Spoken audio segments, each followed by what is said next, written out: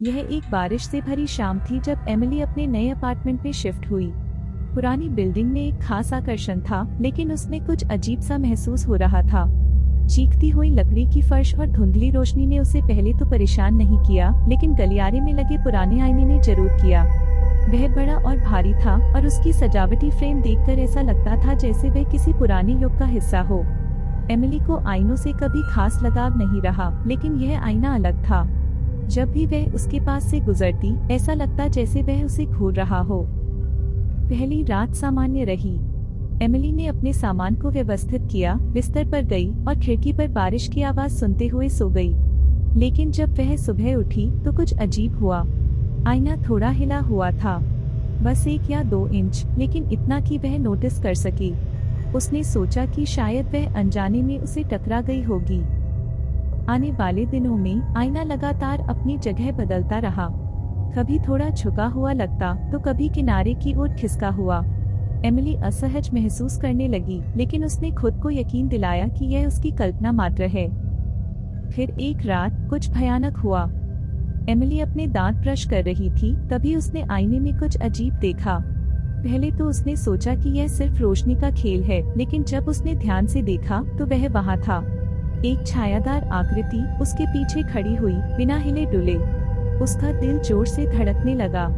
उसने तुरंत पीछे मुड़कर देखा, लेकिन वहां कोई नहीं था। वह फिर से आईने की ओर देखी और वह आकृति गायब हो चुकी थी। डरी हुई एमिली ने आईने को एक कंबल से ढकने का फैसला किया, लेकिन उस रात उसे धीरे धीरे सरसराहट की आवाज ने जगा दिया। वह बिस्तर पर उठ बैठी। कमरा अजीब तरह से शांत था। कंबल आईने से गिर चुका था।